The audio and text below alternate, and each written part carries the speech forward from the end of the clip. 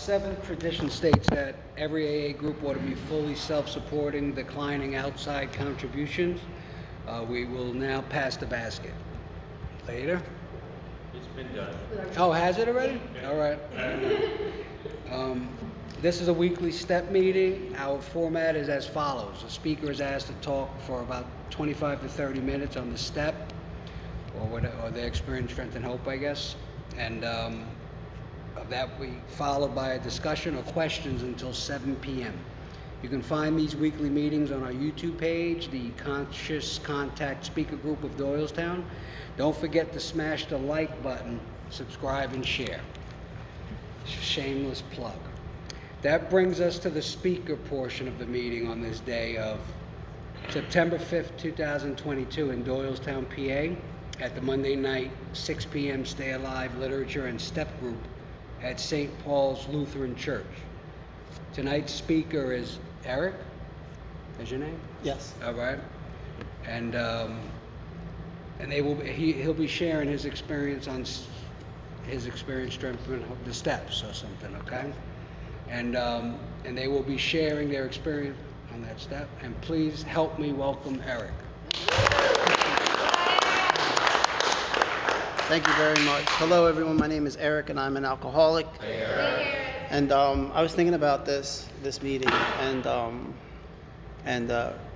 Ron actually asked me to come out, and I was like, well, I wonder what I could share. And I really wanted to share just the hope and kind of some step 12 stuff. And like the transformation that's taken place in my life, and like even like being in a position to help somebody else, let alone being willing to, or like looking for that in my life. And one of the things I wanted to read was actually the promises, as we know them, the AA promises. It says, if we are painstaking about this phase of our development, we will be amazed before we are halfway through. We are going to know a new freedom and a new happiness. We will not regret the past, nor wish to shut the door on it. We will comprehend the word serenity, and we will know peace. No matter how far down the scale we have gone, we will see how our experience can benefit others. That feeling of uselessness and self-pity will disappear. We will lose interest in selfish things and gain interest in our fellows. Self-seeking will slip away. Our whole attitude and outlook upon life will change. Fear of people and of economic insecurity will leave us. We will intuitively know how to handle situations which used to baffle us. We will suddenly realize that God is doing for us what we could not do for ourselves. Are these extravagant promises? We think not. They are being fulfilled among us, sometimes quickly, sometimes slowly. They will always materialize if we work for them. So, I just celebrated a year of marriage with my wife. And we're both in Alcoholics Anonymous, and it's just, to me, my entire life, when I look at it today, and I try not to like look at anything too carefully as far as like what's going on and like what God's doing in my life. I just will consider it. I try to be grateful, and I try to keep doing what I did to get to this current point in my life, which is live this way of life, like practice these principles in all of my affairs, be mindful, surround myself with solid fellowship, which to me wasn't always what like the solid fellowship to me was walking in a meeting and being cool with everybody. I thought that was like the more friends I had, the better off I was, and today that's not the case. I'm surrounded by, I am still able to get along with people, but I surround myself with people who are able to hold me accountable, who are aware of like who I am as an alcoholic, and who can kind of call me on things if I'm a little off, or if I'm slacking, or just encourage me to maybe work a little harder at this way of life, and who are also living this way of life themselves, which is a really cool thing, and I'm receptive to them, which wasn't always the case. So a little bit about like how I used to be, and then to get into this experiencing these promises. So some of the stuff that I just read, literally everything that I just read, I can relate to. And it's just fascinating. So like, for instance, when I was in my teens, I suffered from depression. I was 302'd a lot when I was a kid. And these are not things that necessarily make me an alcoholic. Everyone in this room I'm pretty familiar with. But I just want to share some of these things that I used to be burdened by, I used to suffer from. but like being 302, like mentally unstable, like suicidal thoughts, manic behaviors, obsessing over things, um, little obsessive compulsive disorder type stuff, and causing serious chaos in my household, in my family, which was already not an ideal household, I guess, if you look at it stereotypically, but it was really just a bunch of people waking up every morning trying to do the best that they could. I can look at it today from that perspective, and they did great. They did very well. But I would end up in like a place like Building 50, and I would be so burdened by trying to control and navigate my life, and the fact that these people were putting me here and trying to help me. Psychiatrists were trying to give me medications, and just the whole thing. I felt like I was just trapped by these people that wanted to help me. They wanted to control my life. So I would obsess over the fact that I had to do something differently to control it. So this is just the psychological aspect, but I remember I was sitting down and I'm looking at my resentments, and one of the things I was resentful about was psychiatrists. Like, these guys are trying to give me all these pills, and they're trying to make me better. And they went to school to treat my symptoms. And in school, they were taught that they could, maybe try this medication and it might work for someone like myself who had these symptoms. And it wasn't like, oh, he kind of is depressed. Like, I was like extremely suicidal and crazy.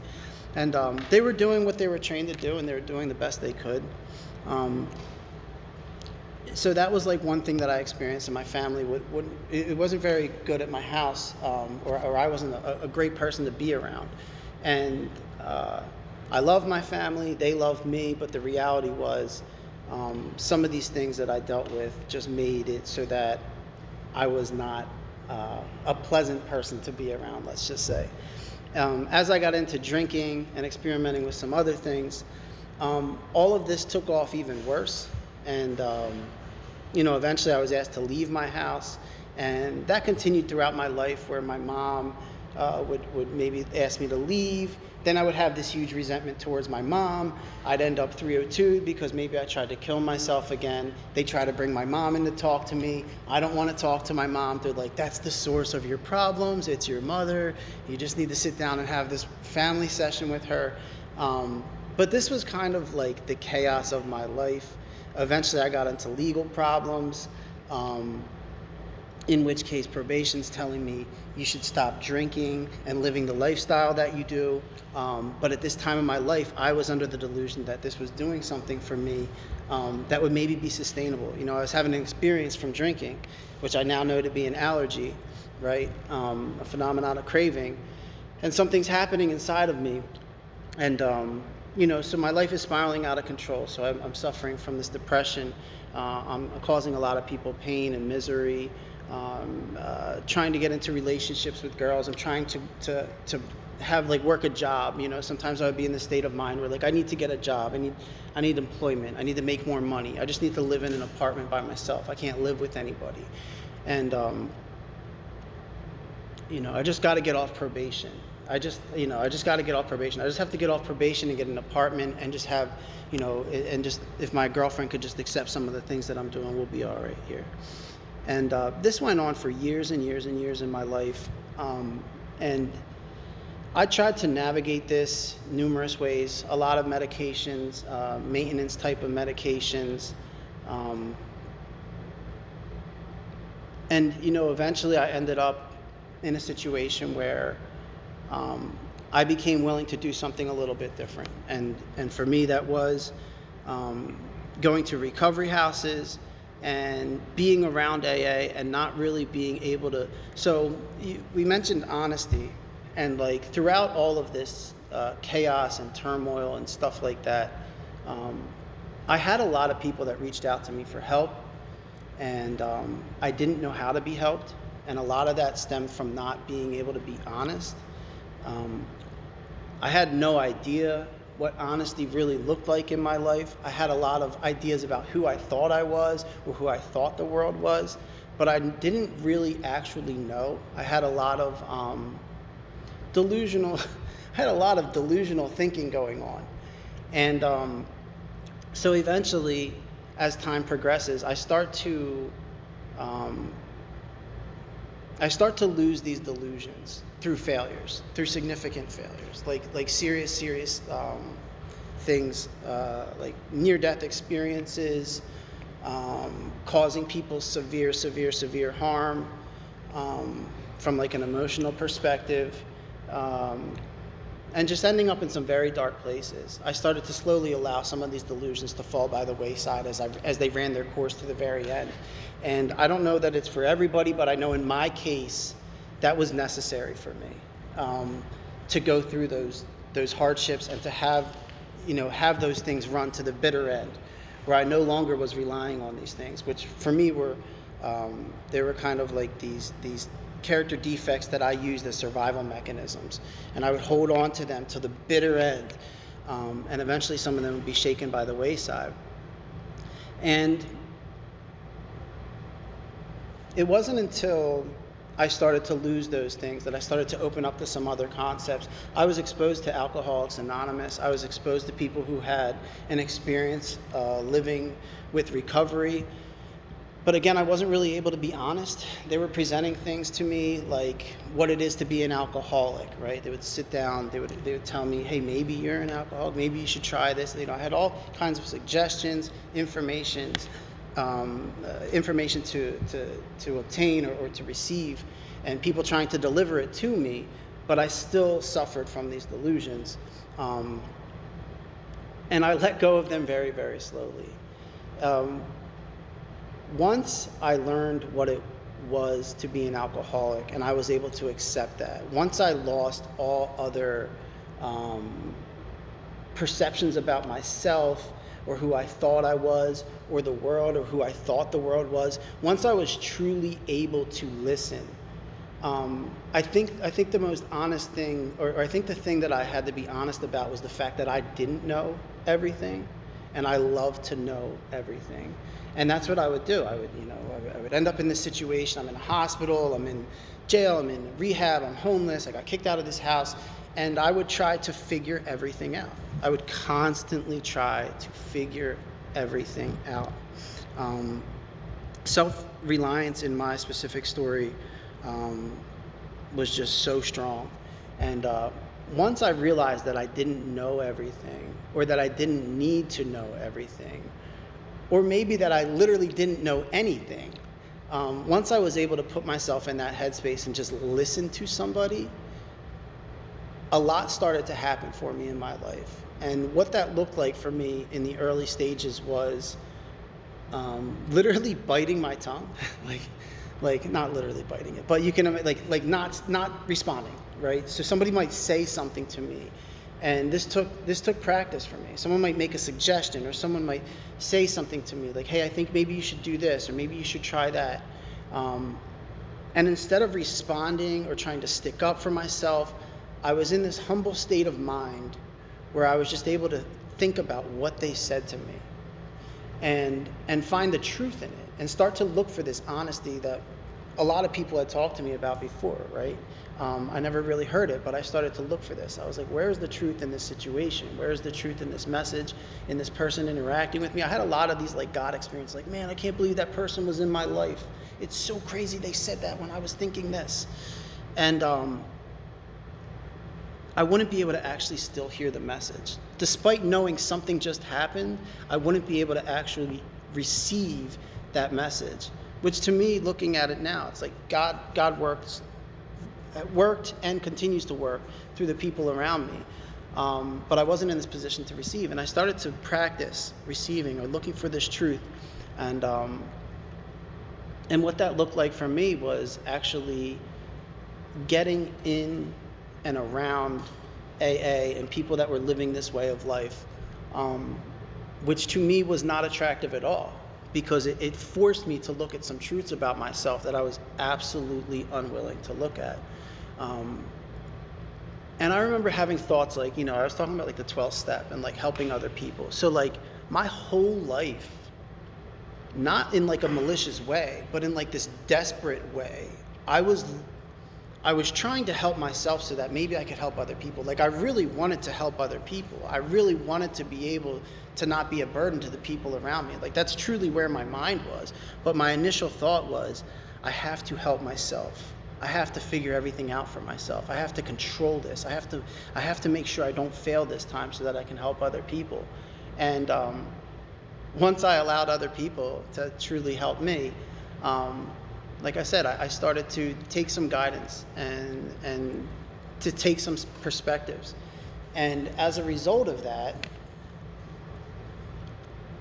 I started to hear things and be able to apply them to like who I am as a person. And I started to hear things and watch things about other people and learn what it meant for them to be an alcoholic, and I started to see what it was for me to be an alcoholic. I started to see like the service work that other people were doing and realize like the humility in that and like why they're doing those things. I started to, of course I got into the steps. I got into doing this work and living this way of life, and I have a great sponsor. And one of the best things he did for me was slow me down. I used to be very fast-paced, so I would get sober or I would get into the situation and I wanted everything had to happen extremely fast. And he said to me, this is about slowing things down and getting like stability and like, not about speeding it up. He's like, life will happen fast, don't worry. This is about trying to slow it down and be able to have some peace about you. Getting into the steps and practicing 1, 2, and 3 and finding out that through that practice there was a humility to be had, allowed me to go into my days in a position that would allow me to continue to pursue this lifestyle. If it wasn't for that specific early stage of my day, the rest of my day would be chaotic. So that was very, very, very important to me. And I think some of the best advice I got when I was in rehab this last time around was to go to my knees on by my bedside and say the 3rd step prayer. It really did something to me. It really helped align me with this position of humility that did slow me down and that took me out of the equation. It wasn't like a full spectrum, I did a prayer and like I was just different. It took practice, like real practice. It was not easy for me to do, but I was willing to do it. I was willing to be honest with myself that maybe there's some truth to this. Maybe this is something you should do.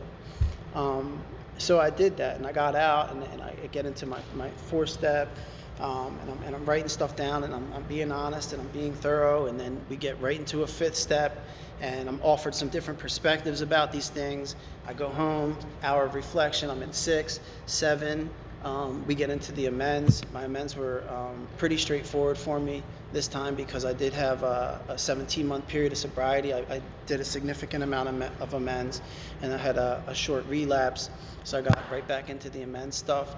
It was a really cool experience for me, and that really tested me. It was like, here you go, Eric.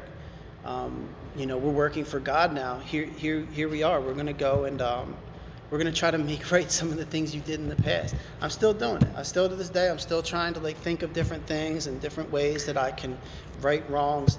And there's like an infinite list, but it challenged me, and I think I need a challenge. I think I need to be around people that are doing this and that maybe suffered the way that I suffered, And I've been very fortunate to meet some people, and I do feel challenged in hanging out with some of the people, a lot of you guys in this room who keep doing this thing and keep living this life that you live. It means a lot to me. It means a tremendous amount to me. So, before I knew it, things were happening in my life, and it like a lot of stuff happened, like materialistic stuff, like the stuff like we just read the promises, and like when I first got here to Alcoholics Anonymous, nothing on that stood out to me. I think like financial insecurity will leave us, like that might have caught my ear for like a brief moment, but in general, like people would read those and it was kind of like someone was reading a fairy tale. Like none of that seemed even remotely possible in my life. It was kind of just, it really was like, to me it was just like this fairy tale stuff that they were just saying, and I was like, there's no way any of that could be true. So getting into this lifestyle and starting to do these things and putting like my relationship with God and like trying to build that and like really understanding like like looking at like what a relationship is, and like somebody said, they're like, what does your relationship with God look like? And I was like, man, like extremely, extremely, extremely selfish. Like like if it was a true like human being sitting here today, my relationship with God looked extremely selfish.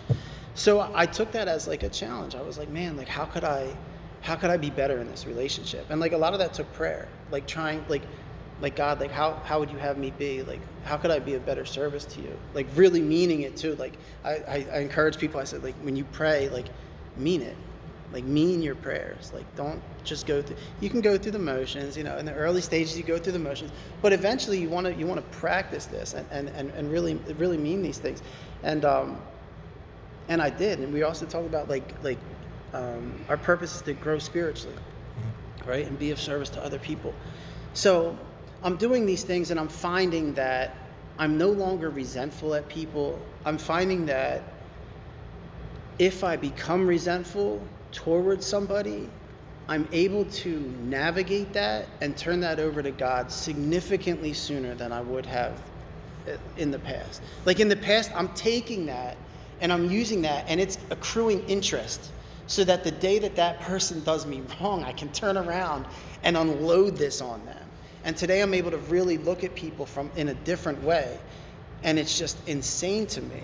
Because I really, I would just take all these resentments and just put them in this, they're like opening up bad credit with people, and they just accrue interest and accrue interest and accrue interest. And I was crazy like that. And then someone would get into an argument, like, I had no clue you were like that. And I've been saving this for years. Like, oh man, you're such a good arguer. I'm like, no, I'm just a miserable human being, is what it really was. And today it's not like that at all. Today I'm quick to see how I can maybe help this person, or to just be still in the moment. Like being still was a foreign concept to me. And I run into a lot of situations where I'm like, Eric, just be still. Like you don't have to respond. You don't have to do anything, Eric. Those things to me are incredible. Furthermore, being able to apply some of those things in my daily life, like in my relationships and stuff, has just been crazy. I've had people, like I have a family member, I'll just say a family member, that literally wanted to kill me. They were like very, very, very upset with, and it wasn't like I stole their signed Tom Brady football and pawned it or anything like that. It was just, they loved me so much that watching me live my life was just unbearable. They just couldn't do it anymore. And they were like, they couldn't watch me do anything they didn't want to watch me do that to the family anymore. And I was able to stand there and be in this person's wedding, as their best man. And there was a moment at that wedding where I stepped aside and I started to tear up. And I just had this deep moment where I was like, wow, this is crazy. This is so crazy. This is God. Nothing about my life today is from me or my self-will, or I don't know, I'm sure there's some degree of self-will running through my life, but the things in my life today are so beautiful, and I know God is alive and well. And I try to share that with people. There's so much freedom that has occurred in my being as a person, let alone, cash and prizes. Let's be real. Everybody coming in typically looks for that stuff. But I have a great job. I have a house now. I spent a majority of my adult life technically homeless. If you're in rehab or a hospital, you're technically homeless. Jail, you're homeless. Majority of my adult life, I was homeless with nowhere to live, and maybe I would live somewhere for a couple of months, but I would ruin it. I have a house today. I have a beautiful wife. I have 2 kids. I have a great job. And better than all of that is this just peace in who I am. And practicing, Ron actually, one of the first conversations that we had, I was homeless. I'm in a parking lot in Northeast Philadelphia. And Ron's talking to me about impermanence, and this concept, this idea, right? And I'm able to listen and hear him out. You know, the old me would have like tried to argue with them or bring up some kind of conspiracy theory from a YouTube video or maybe a David Icke book that I read, you know. And but I'm listening. I'm hearing what he has to say, and that stuck with me, you know. And that's just Ron living this way of life, and you know, that's just how people live in Alcoholics Anonymous. And I've come to see that, and I've come to realize that like there's no. I can't really predict how God's going to work in people's lives. I show up, I try to carry out God's work to the best of my ability. You know, I try to position myself to be of maximum service to God. I show up, I do what I can, and I have no idea how it's going to unfold. And it's not for me to see. It's not for me to selfishly see a guy that I sit down and get into the book with go and live a great life and have a beautiful wife and $1 trillion and all. Like, it's not for me to see. It's not for me to see. If I see it, that's awesome. It's great. It's a second step experience. You know, a God is alive and well. You know, something that I like and I appreciate is there's a part in the book. It says, you know, they believe in themselves, but furthermore in the power which pulls chronic alcoholics back from the gates of death. And that's why I'm here. Like, I believe in my story, and I believe what happened to me. And I believe that maybe that'll give some people some hope. And I know that that's very real to me. But even more than that, I believe in God's ability to work in everybody's lives who comes in here and who's able to eventually practice this honesty and this humility and be willing to take some suggestions and get into this way of life. If it wasn't for that firm belief in that higher power, God, that concept, that idea, I wouldn't even come out here. Someone would ask me, I'd be like, for what? You know, I'd be like, it's hocus pocus. You know, it's ridiculousness. But I believe that with all of my heart and my soul. And that's why, you know, coming out here and sitting down with everyone and talking about this stuff, like, absolutely, 100%, yes, this is alive and it's well. And you know, I look for second step experiences in every day of my life, all throughout my life. I look to see God in these things. I practice that today. And as a result of that, my life is just absolutely insane. I just want to read the promises. I want to read the promises again here. If we are painstaking about this phase of our development, we will be amazed before we are halfway through. I looked up painstaking on my drive over, actually, because as much as I love to pretend I know what that means, it says done with or employing great care and thoroughness. Painstaking. If we are painstaking about this phase of our development, we will be amazed before we are halfway through. We are going to know a new freedom and a new happiness. I'm not on any pills. I'm not on any medication. I don't see a psychologist. I don't know, unless someone here's a psychologist and I see you once or twice a week. But I don't see like a psychologist. I don't see a psychiatrist. I'm not on any pills or anything like that.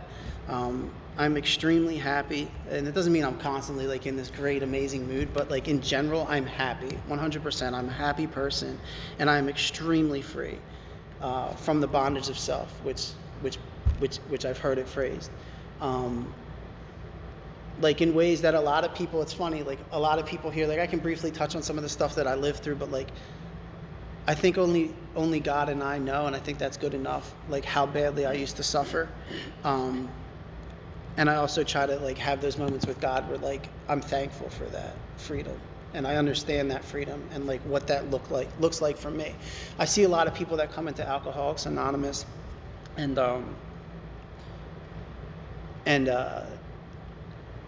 it's impossible for me not to believe that they have a chance because of how far away I was and the things that I've gone through. So every time I see somebody come in who looks hopeless or anything like that, I try to look for God in that situation and look for it, like kind of try to look at my path and just say like, I don't know, maybe they'll get it, you know, and I laugh about it sometimes, like, I don't know, you might just get it. And then I think about how crazy I was, you know, and I'm like, yeah, they real good chance they could get it actually.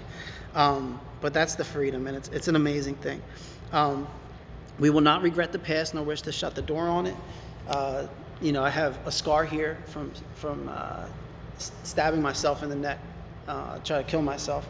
I cut my jugular and carotid artery in half. And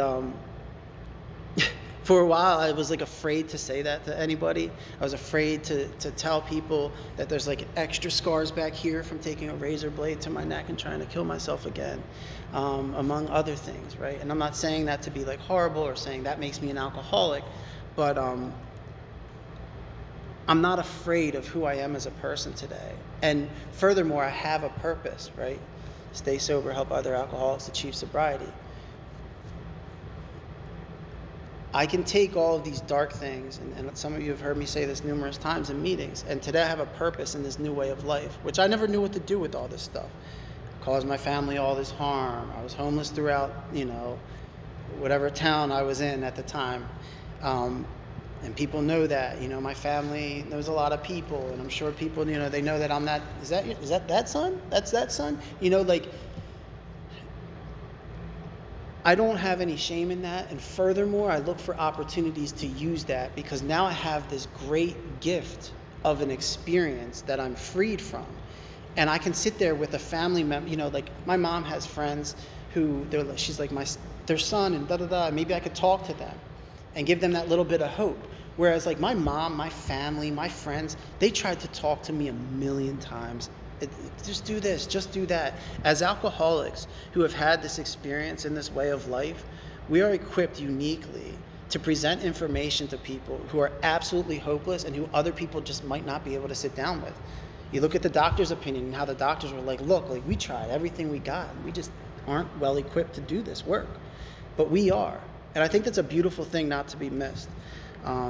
So that's another thing I just wanted to briefly touch on there when it talks about not regretting the past, our primary purpose. We will comprehend the word serenity and we will know peace. Not every second of my day is peaceful and serene, but I can tell you this, practicing this lifestyle can get me there significantly faster than it would have in the past. No matter how far down the scale we have gone, we will see how our experience can benefit others. Exactly what I just said with with our primary purpose. That feeling of uselessness and self-pity will disappear. I struggled with that tremendously. I really felt like I was a burden to the people around me. Like no matter how much it seemed like they liked me, I was always just waiting for that thing that I would do to just absolutely ruin their life. I don't feel that way today. I don't think I'm like propelling everyone into the fourth dimension, so to speak, but I don't have this like self-pity that I used to. And that's awesome. I'm be able to look at people in the eyes when I talk to them today, which was not really a thing for me in the past because I was so burdened by the things that I had done. We will lose interest in selfish things and gain interest in our fellows. Very, very true today. Self-seeking will slip away. So they're talking about altruism. I had to practice altruism. It didn't come naturally to me, but through practice, I found that all of these things are possible. Even the things that I was completely against, I just practice, and I still continue to. I don't like to coast out. I'm a believer in putting in the work before you need it, because I've had an experience where I wasn't practicing these things, but I thought, like, quote, I had them, and life can flip very quickly for an alcoholic who is not spiritually fit. So our whole attitude and outlook upon life will change. Fear of people and economic insecurity will leave us. We will intuitively know how to handle situations which used to baffle us. We will suddenly realize that God is doing for us what we could not do for ourselves. Are these extravagant promises? We think not. They're being fulfilled among us, sometimes quickly, sometimes slowly. They will always materialize if we work for them. That's all I got to share. I want to hear what you guys have to say, but thanks for having me out. Thanks for sharing. Please limit your sharing to 3 minutes. Please keep your shares related to the step or the topic. If you feel like drinking, or if you had a drink today, please see me or speak to someone after the meeting. We ask that you please refrain from the use of profanity. We're in a church and on a spiritual journey. It's up to you now. Hello everybody, my name's Karen, I'm an alcoholic.